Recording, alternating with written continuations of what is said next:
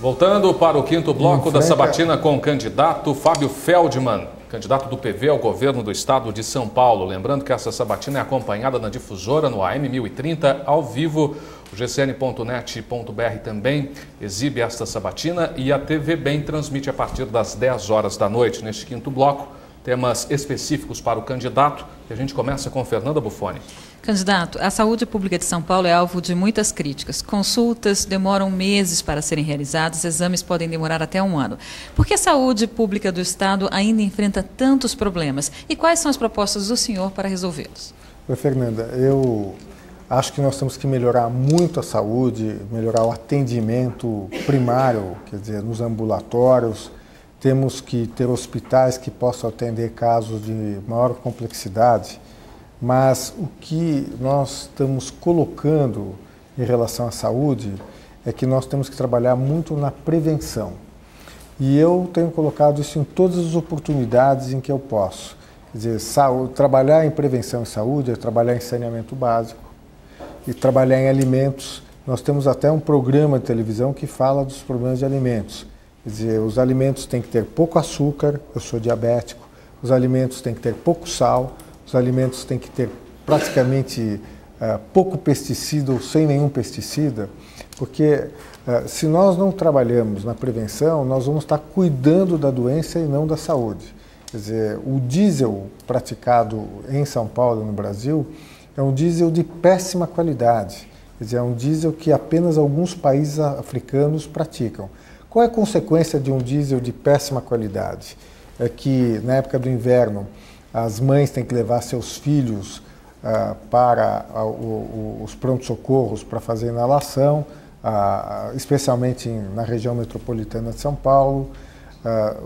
Nós temos um problema também em relação à poluição da água, quer dizer, voltando à falta de saneamento básico, quer dizer, isso gera a mortalidade infantil, diarreia, disenteria, inclusive nas praias. Quer dizer, praias impróprias para banho, o que elas significam? Que a criança vai passar férias no mar, na praia, ela volta com hepatite, ela volta com dor de ouvido. Portanto, nós estamos colocando isso. E até eu falei isso no debate ontem, no jornal Estado de São Paulo ontem saiu uma matéria dizendo que o custo para a economia do Brasil em relação a doenças crônicas, e ali fez referência inclusive a diabetes e outras doenças, será de 135 bilhões de dólares. Por essa razão, eu vou citar até, não estou fazendo publicidade, a Nestlé está criando toda uma linha de alimentos mais saudáveis. Portanto, eu acho que nós temos que trabalhar na prevenção. É que nem sempre a prevenção traz visibilidade política eleitoral. E eu tenho uma proposta muito clara, inclusive em relação a alimentos. Regulação. Quer dizer, se eu tenho um alimento que está proibido determinados gordura trans fora do Brasil, não vejo como nós podemos efetivamente ter esse alimento na prateleira do supermercado. Então, estou defendendo claramente regulação, quero insistir, legislação em São Paulo, para que os alimentos sejam saudáveis, e com isso eu tenho certeza que eu estou cuidando da saúde da população de São Paulo. Candidato, há anos, um dos maiores pleitos de Franca junto ao governo do Estado em termos de saúde pública é a regionalização da Santa Casa da cidade, que convive constantemente com a falta de recursos. Mas a regionalização esbarra na falta de acordo entre o governo e os municípios da região. Ninguém quer ceder recursos para o hospital. Se eleito, como o senhor pretende resolver esta questão? Olha, eu acho que eu não conheço em detalhes essa questão, mas acho que tem que haver realmente parceria entre o governo do Estado e os municípios e o governo federal também. Aliás, a saúde precisa de mais recursos. Quer dizer, e existe uma PEC aprovada e ela não foi implementada ainda. E eu, como governador, vou insistir muito para que haja uma boa articulação entre o governo federal, governo estadual e as prefeituras.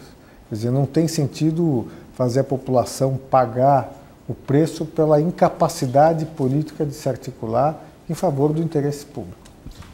Nesses últimos anos, a grande queixa das Santas Casas, além da crônica falta de recursos, é a defasada tabela SUS, né? O governo federal não reajusta e o que as Santas Casas alegam, especialmente de Franca, é que não vale nem a pena atender, porque quanto mais atende, pior fica, né? O prejuízo aumenta porque há um déficit na remuneração paga pelo SUS.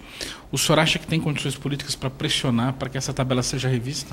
Eu acho que a resposta passa pela regulamentação da PEC, que aumentou o financiamento para a saúde.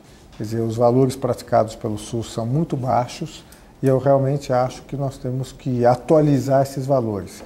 Nós temos que melhorar o investimento de saúde no Brasil.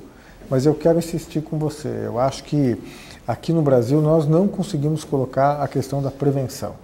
Eu acho que a questão da prevenção é crucial. Quer dizer, inclusive, um dos programas que nós fizemos, até tem um filminho, trata da obesidade infantil. 1 em cada 4 adolescentes em São Paulo está acima do peso. Isso afeta mais a população de baixa renda. Portanto, como se enfrenta essa questão? Primeiro, educação. Quero insistir, educação na alimentação. Segundo, quero insistir na regulação.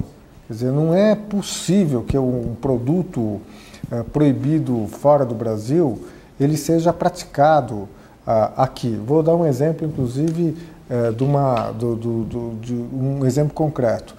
Um frigorífico, estou citando apenas porque consta da matéria, JBS, exportou carne para os Estados Unidos e para a União Europeia. E essa carne foi devolvida para o Brasil porque ela tinha residuais de um vermífugo que são proibidos fora do Brasil. O que acontece com essa carne? Provavelmente ela está sendo comercializada aqui no Brasil porque nós não temos uma regulação para isso. Quer dizer, a carne não pode ser consumida pelo consumidor americano, europeu, está sendo colocada aqui. Então eu quero insistir, eu defendo muito, inclusive em relação a alimentos, regulação e prevenção na área de saúde. O senhor é contra todo e qualquer alimento geneticamente modificado, os transgênicos, ou o senhor acha que é caso a caso, tem que ser estudado? Eu defendo mais, o que eu defendo que está na lei e não é cumprido, que é o direito de informação do consumidor. Quer dizer, eu vou consumir este produto, eu tenho o direito de saber do que compõe esse produto. Até vou contar para você uma experiência que eu tive pessoalmente. Quer dizer, durante a Conferência do Rio, um professor me procurou e disse: você sabia que no Brasil está liberado um produto chamado BST, bovino somatropina? Eu falei: olha, acho que você está enganado, não é possível, eu nunca ouvi falar nisso. Ele estava certo. O BST estava sendo liberado pelo Ministério da Agricultura aqui. O que é o BST? É um hormônio que você coloca na vaca, inclusive estudei o assunto. Ele diretamente, ele não traz nenhum prejuízo, mas à medida em que a vaca produz mais leite, ela sofre, como as mulheres sofrem, um problema de mastite. E você tem que aumentar a dose de antibiótico no leite. Portanto, quando você toma aquele leite ou você toma um subproduto daquele leite, você está consumindo mais antibiótico. Então, o que eu defendo é o seguinte: primeiro, regulação aqui a nível estadual. Segundo, o aparelhamento do Estado feito para que você possa fazer essa fiscalização. Não adianta eu ter lei se ninguém fiscaliza. Qualidade dos alimentos. Acho que isso é crucial. E o direito o direito de informação em relação ao que ele está consumindo. No caso do BST, em alguns países você dá essa informação. Olha, esse iogurte que está aqui, ele, na verdade, é um iogurte que foi produzido através de um leite em que se usou o BST bovino somatropina. Eu sei que são assuntos que parece que não têm a ver com o cotidiano das pessoas, mas acho ao contrário. Acho que um Estado contemporâneo tem que ter essa agenda. Quero insistir, uma agenda contemporânea, quer dizer, alimentos saudáveis, porque alimentos saudáveis vão significar para a população menos doença, menos dinheiro do contribuinte para resolver o problema da doença. Candidato, o senhor criou o rodízio de veículos em São Paulo quando era secretário do Meio Ambiente na gestão Mário Covas. O candidato Celso Russomano, seu adversário na disputa pelo governo do Estado, o acusou de criar uma indústria de multas que lesa as pessoas e não resolve o problema. O senhor acha que é adequado e democrático impedir as pessoas de utilizar seus próprios veículos?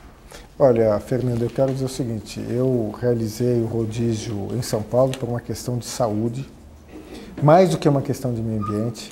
Quer dizer, após um dia de inversão térmica, o aumento de mortalidade em São Paulo atinge 16,9% entre crianças abaixo de 5 anos e idosos acima de 65 anos. Mas o que acontece é que o atestado de óbito não consta problema de poluição. O atestado de óbito pode ser problema cardíaco, quer dizer, o idoso tem que fazer maior esforço diante de um quadro de poluição. Foi por essa razão que eu fiz o rodízio, paguei um preço alto, é sabido que eu perdi uma eleição por causa do rodízio, mas acho que o político tem que ter coragem de tomar medidas impopulares. E quero dizer mais, quer dizer, a continuar esse aumento vertiginoso da frota de automóveis em São Paulo, nas cidades paulistas, as prefeituras terão que fazer rodízio, porque as cidades não têm capacidade de absorver efetivamente essa frota. Portanto, tem uma única solução: transporte público. Transporte público eficiente, como eu digo. O que é um transporte público eficiente? Limpo, pontual, barato. Porque em São Paulo, na região metropolitana, nós estamos enfrentando o problema das motocicletas. É mais barato andar de moto do que andar de transporte público. Portanto, é uma migração. E ele tem que ser não poluidor, até por uma questão de saúde. Eu acho que o candidato russomano, quer dizer, ele tenta ganhar o eleitor de uma maneira não muito ética. Inclusive porque, nesse caso, ele fez esse comentário no momento que eu não tinha oportunidade de contestar, porque foi na tréplica. Mas eu defendo o rodízio e fiz um rodízio voluntário no primeiro ano, não funcionou, de modo que a única maneira de fazer com que as pessoas obedeçam o rodízio é pela multa. E a multa serve em qualquer situação. Quer dizer, você estacionou o carro onde não pode, é justo que você pague a multa. Caso contrário, aquele que obedece à legislação é punido. Portanto, eu acho que no Brasil nós temos que criar a cultura de que quem cumpre a lei, quem é cumpridor da lei, não é tolo. Quem cumpre a lei é um bom cidadão. Obrigado, candidato. Chegamos ao fim do 5º bloco da Sabatina com Fábio Feldman, do PV. Daqui a pouco, o 6º e último bloco. Não saia daí, a gente volta já.